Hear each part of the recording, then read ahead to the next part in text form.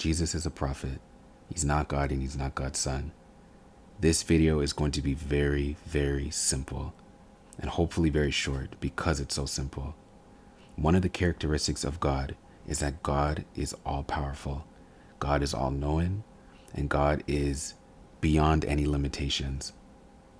But when we read the Bible, especially in the New Testament, we see the limitations of Jesus in plain sight.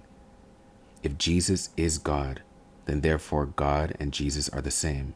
Therefore, they are both sharing the same quality of having no limits, of being all powerful and all knowing. That is logical. That is clear. That is simple. Then why then in the Bible do we see so many examples of Jesus having those limitations? In Mark 13:32, but of that day or of that hour, no one knows, neither the angels who are in heaven, nor the Son, but the Father. Let's just even ignore the language of the Son, because we don't believe Jesus is God's son. We believe we are all God's children. And you can refer to my previous video. But this is a perfect example of even Jesus not knowing the hour, the hour of the day of judgment. Only the Father, only God, only our one Creator. In Luke 2:52, and Jesus increased in wisdom and stature and in favor with God and men. This verse indicates that Jesus as a human experienced growth and development, including in wisdom. So he's growing. If he's all powerful, he doesn't need to learn anything. If he's all knowing, he doesn't need to know anything more. He has infinite knowledge, infinite wisdom. But he was developing just like any other human was developing. In John 11:35, Jesus wept. That's a human characteristic. He wept because he was sad. If he was all powerful and all knowing, he doesn't need to cry. He's beyond emotion, beyond human limitation. Crying is a limiting human characteristic. Like there's so many examples. There's even one in Mark 11 to 12 or 12 to 14. Jesus approaches a fig tree expecting to find fruit, but then he finds none there, and then he curses the tree. So that just shows that he didn't know something. He approached a tree thinking that there was going to be figs, and there wasn't. If he was all knowing, then he would have seen. He would have already known that there's a fig. So there's so many ample examples of how Jesus just did not know certain things. And then the last one I'll say is in John 4-6. Now Jacob's well was there. Jesus, therefore, being wearied from his journey, sat thus by the well. So this verse shows that Jesus experienced physical weariness. So this again highlights his human limitations. So he was tired. He was exhausted. If he's all powerful, he would not need to feel exhaustion. That's a human characteristic again. So again, I said this was going to be a very short one. This is one that just demonstrates that Jesus had human characteristics.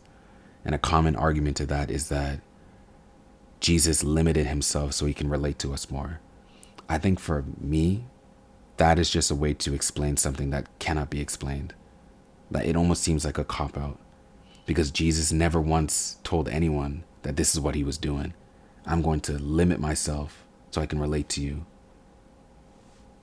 It just doesn't make sense. I mean, if you can force any explanation to anything, but if you just look at it logically and simply, Jesus was acting like any other prophet in the past. Moses, he acted scared before he had to go and face the Pharaoh. Noah, he was reluctant to build the ark and leave so many parts of his family or so many members of his family. Joseph, when he was in jail, like he was upset, he was tired, he was confused. He spent so many years in jail. He showed human emotions. Prophet Muhammad, peace be upon him, when his wife and his uncle passed away, he experienced immense sadness. Like these are normal human characteristics, and Jesus is no different. He showed weariness, he showed confusion, he showed anger, he showed human emotion. Not because he needed to become human as a God and relate to us, but because he's like everyone else. And that's fine. We don't have to elevate Jesus to God's standard, or not God's standard, to God's level. Like that's just something that we wanted to do because we heard from humans that believed that he was divine. But it's no different. He can still be respected and honored. And he is in Islam. He's honored as one of the greatest prophets ever. And even more so, he's the chosen Messiah. Like, he has a ranking that is unlike any other person, right? But that doesn't mean we need to worship him. It doesn't mean that we need to force a narrative to make it seem like he's God. That's something that we just want to do. It's not something that God or Jesus himself ever, ever, ever mentioned explicitly.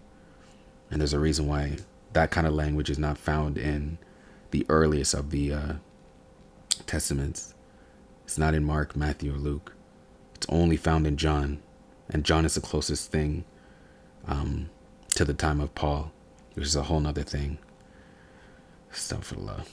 It's a whole nother thing, but simple. Jesus had limitations, as humans do. And if Jesus was God, he would not have limitations, because we know that God is all powerful and he's all knowing.